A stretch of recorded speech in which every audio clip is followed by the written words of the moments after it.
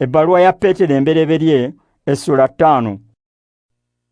Kaakano neegayirira abo abakulembeze mu mmwe, nange ndi mukulembeze munnaabwe, erabirako ddala ku kubonyaabonyezebwa kwa Kristo, era abalirwa mu abo abaligabanako kitiibwa ekigenda okulabika. Mbeegayirira mulunde eggana lya Katonda eryabakwasibwa, mulirabirire nga Katonda bw'ayagala, si lwa buwaze wabula nga mwagala. Mukole n'omwoyo ogwewaayo okuweereza, nga temululunkanira kufuna mpeera. Muleme kwefuula bafuzi baabo bwe mwakwasibwa, naye mube kyakulabirako gye bali. Olwo omusumba omukulu bw'alirabika, muliweebwa engule ey'ekitiibwa etefuma.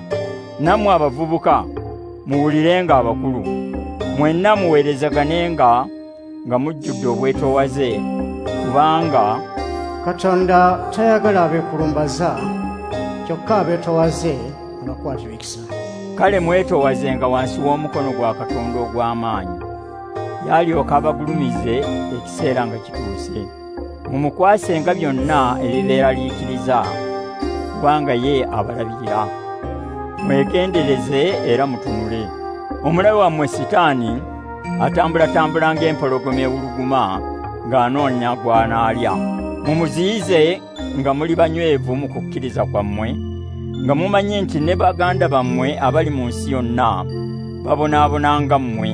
Bwe mulimala okubonyaabonyezebwako akaseera akatono, Katonda nannyini kisa eyabayita okugabana awamu ne Kristo ku kitiibwa kye ekitaggwaawo, ye yennyini alibazza mu mbeera ennungi, alibanyweza era alibawa amaanyi.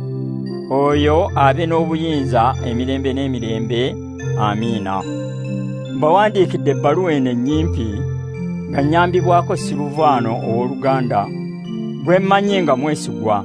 Gye bawandiikidde nga mbakakasa nti ekyo kye kisa kya Katonda kyennyini, era nga mbakuutira okukinywereramu. Ekibiina ky'abakkiriza Kristo eky'omu Babilooni nakyo kyalondebwa Katonda nga mmwe kibalamusizza. N'omwana wange Maliko naye abalamusizza. Mwelamusagane mu ngeri eraga nti mwagalana.